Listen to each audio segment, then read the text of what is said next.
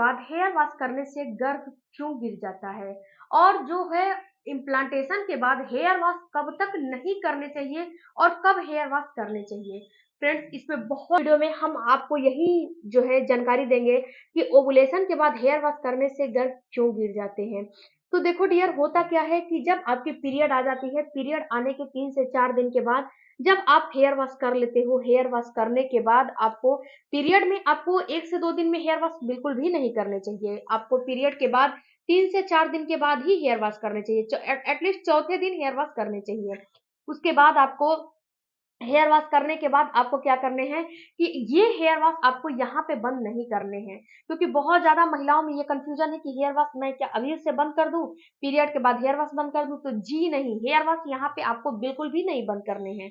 Hair wash आपको कम से कम ovulation हो जाता है, जब आप महिला ओवुलेट करती है, ओवुलेशन किसे कहते हैं ये भी बहुत ज्यादा महिलाओं को नहीं समझ में आते हैं। तो पीरियड के बाद पीरियड के साइकिल जितने दिनों पे पीरियड आता है, पीरियड के साइकिल के हिसाब से ओवुलेशन का डेट निकाला जाता है। अगर आपका पीरियड 28 दिन और 30 दिन की साइकिल है तो आपका ओवुलेशन का डेट 14वें दिन 16वें दिन हो जाएगा।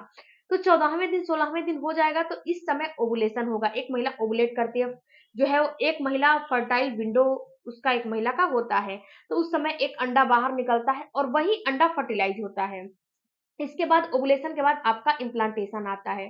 तो जब आपका इम्प्लांटेशन आता है तो इम्प्लांटेशन के बाद ही आपको हेयर वॉश नहीं करने चाहिए, क्योंकि ओवुलेशन होता है, महिला जब ओवुलेट करती है तो वहां पे जब मेल पार्टनर का सेल्स मिलता है तो वो अंडा फर्टिलाइज हो जाता है। फर्टिलाइज होने के बाद वो एक जो है डिवाइस बन जाता है, एक ब्लास्टोसिस्ट बना लेता है। ये ब्लास्टोसिस्ट कम से कम 7 से 8 दिन सफर करते हुए आपके आते हैं एंडोमेट्रियम की दीवार में धंसने के लिए, यानी कि बच्चेदानी में वो चिपकने के लिए आते हैं, क्योंकि जब बच्चेदानी में वो चिपकेगा तो ही 9 मंथ स्टे करेगा, वरना 9 मंथ स्टे नहीं करेगा।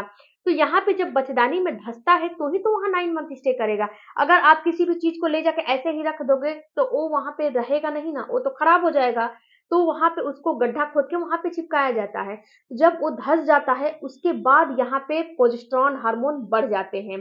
प्रोजेस्टेरॉन हार्मोन बढ़ जाते हैं और प्रेगनेंसी के लिए प्रोजेस्टेरॉन हार्मोन काफी जरूरी है। वैसे तो जरूरी हर हार्मोन है, एफएसएच हार्मोन जरूरी है, ल्यूटिनाइजिन हार्मोन जरूरी है जिसको एलएच हार्मोन बोलते हैं, प्रोजेस्टेरॉन, एस्ट्रोजन, एचसीजी, हर हार्मोन जरूरी है। लेकिन आपको यहाँ पे प्रोजेस्टेरॉन हार्मोन को कम नहीं होने देना है, क्योंकि फ्रेंड्स, अगर आपको प्रेगनेंसी हो जाती है, आपने प्रेगनेंसी टेस्ट किया और उसके बाद आपको पॉजिटिव दिखा दिया, पॉजिटिव दिखाने के बाद वहां पे क्या होता है कि जब पॉजिटिव रिजल्ट आ जाता है तो महिलाएं उसको क्या करती हैं कि पॉजिटिव आने के बाद फिर से चेक करती हैं, 4 से 5 दिन या फिर 6 दिन के बाद फिर से चेक करते हैं तो वहां पे निगेटिव दिखाता है और फिर उनका पीरियड आ जाता है। तो ऐसा इसीलिए होता है कि आपका जो इम्प्लांटेशन हो रहा है ना, वो फेल हो जाता है, फेलियर इम्प्लांटेशन की समस्या आपको हो जाती है, जिससे कि आपका रुका हुआ गर्भ खराब हो जाता है।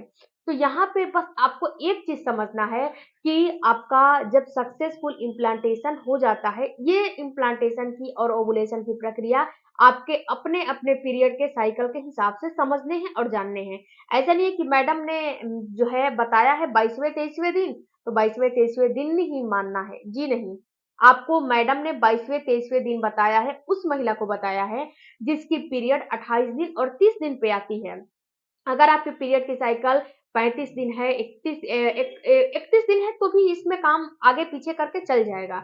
अगर आपके पीरियड की साइकिल 35 दिन, 45 दिन, 40 दिन, 50 दिन, 22 दिन, 25 दिन, इसके बाद आपका पीरियड अगर जो है 21 दिन, 15 दिन है, पीरियड का जो आपका जो साइकिल है इतना में है, तो ये डेट भी चेंज होते हैं। जैसे आपकी पीरियड की डेट चेंज होती है वैसे ही आपका ओवुलेशन और इम्प्लांटेशन का डेट भी चेंज होगा। ऐसा नहीं है कि एक ही डेट पे आपका हर चीज होगा, जी नहीं, पीरियड के साइकिल के हिसाब से हर एक चीज चेंज होगा। तो जब चेंज होगा तो ये भी चीज चेंज होगा, हेयर वॉश वाला भी ट्रिक जो है चेंज होगा। तो अगर नॉर्मल पीरियड आता है तो आपको अपने इम्प्लांटेशन के बाद हेयर वॉश बिल्कुल भी नहीं करने चाहिए। नहीं तो ओवुलेशन के बाद ये इम्प्लांटेशन के बाद अगर आपने हेयर वॉश किया तो अगर आपका नेचुरली प्रेगनेंसी हो रहा है तब तो आपको तब भी जो है चांस रहता है, लेकिन नेचुरली प्रेगनेंसी आपने किया है तो उतना जो है महिलाओं को नहीं समझ में आता है। लेकिन अगर आपने मेडिसिन से आपने प्रेगनेंसी कंसीव किया है तो प्लीज इस ट्रिक्स को आप अपनाइएगा और समझिएगा, जानिएगा। तो आपको इम्प्लांटेशन के बाद बिल्कुल भी हेयर वॉश नहीं करने चाहिए। क्यों नहीं करने चाहिए? क्योंकि फ्रेंड्स यहाँ पे होता क्या है कि अगर आपका जो ज़ायगोट है धँस रहा है, इम्प्लांट आपका ज़ायगोट का हो रहा है, तो वहाँ पे आपकी बॉडी में हीट होता है, आपकी बॉडी गर्म होती है। प्रोजेस्टेरॉन हार्मोन पीक पे होता है। अगर आपने अपने सर से बाल से हेयर वॉश करके नहा लिया, तो यहाँ पे आपके क्या होगा कि आपका प्रोजेस्टेरॉन सडन नीचे हो जाएगा। नीचे होने की वजह से आपके यूट्रस में कॉन्ट्रैक्शन होने लगेगा और आपको पीरियड आ जाएगा। यानी कि सक्सेसफुल आपका गर्भधारण जो है फेल हो जाएगा, अगर आपने हेयर वॉश कर लिया तो। देखो फ्रेंड्स, जो है आपका माइंड और आपका तलवा और आपका यूट्रस, इन तीनों से बहुत ज़्यादा गहरा कनेक्शन है।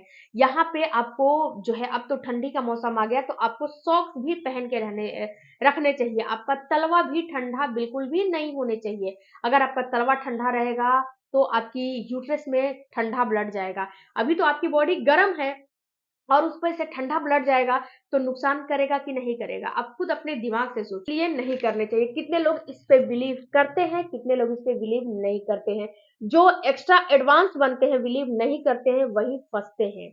ओके, वो उनको ही बार बार जो है इम्प्लांटेशन फेलियर की समस्या होती है।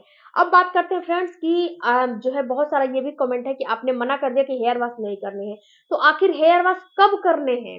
तो देखो डियर, हेयर वॉश आपको जब आपका पीरियड मिस हो जाता है, आप जो है 20वें दिन के बाद 21वें दिन हेयर वॉश कर लीजिए, उसके बाद हेयर वॉश बंद कर दीजिए। और आपका जब पीरियड मिस हो जाता है, पीरियड मिस होने के बाद आप प्रेगनेंसी टेस्ट करिए 3 से 4 दिन के बाद। प्रेगनेंसी टेस्ट करने के बाद आप तुरंत अपने डॉक्टर से संपर्क करिए। डॉक्टर से संपर्क करेंगी तो डॉक्टर यहाँ पे एस्ट्रोजन हार्मोन की मेडिसिन देगी, आपको प्राइवेट पार्ट में रखने के लिए इंजेक्शन लगाएगी। इसके बाद अगर आपको उसको समझ में आएँगे कि आपका जो है गर्भ खराब ना हो जाए, इसके लिए आपको एचसीजी हार्मोन की जो है इंजेक्शन भी लगाती है, जिससे कि आपका गर्भ खराब ना हो। प्रोजेस्टेरॉन का इंजेक्शन लगता है जिससे कि आपका गर्भ खराब ना हो, क्योंकि यहाँ पे प्रोजेस्टेरॉन हार्मोन ही जिम्मेदार होते हैं आपकी प्रेगनेंसी के लिए। तो जब आप डॉक्टर से मिल के आओगे, उसके बाद आपको हेयर वॉश करने हैं। पहले हेयर वॉश बिल्कुल भी नहीं करने हैं। ये आयुर्वेदा परिचालिका में बिल्कुल ही साफ-साफ बताया गया है। अगर आपको ये चीज़ मानना है, मानिए, नहीं मानना है, कोई दबाव नहीं है। जब आप झेलोगे, तब समझोगे कि शायद मैडम ने सही बताया था।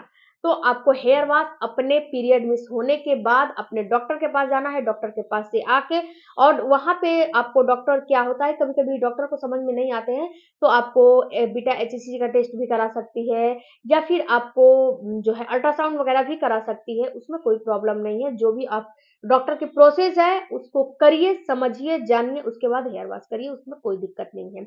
अब बहुत सारी महिलाओं का ये क्वेश्चन है कि हम तो जॉब करते हैं, हमारा जो है हेयर गंदा हो जा रहा है, मैं कैसे क्या करूँ? तो देखो डियर, अगर आप गर्भधारण करने की तैयारी कर रहे हो, तो कुछ ना कुछ त्याग तो करना पड़ेगा।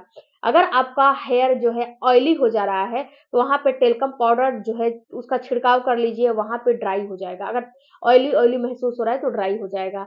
इसके साथ-साथ अपने हेयर को खुला मत रखिए। क्योंकि खुला रखेंगी तो डस्ट बहुत ज़्यादा उसके अंदर जाएगा।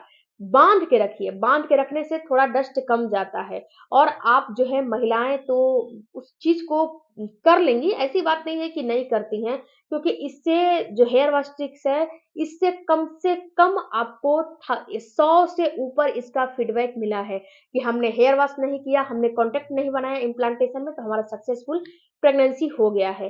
तो आई होप कि आपको भी मेरी बातें समझ में आई होंगी, तो चैनल को ज़रूर सब्सक्राइब कीजिएगा।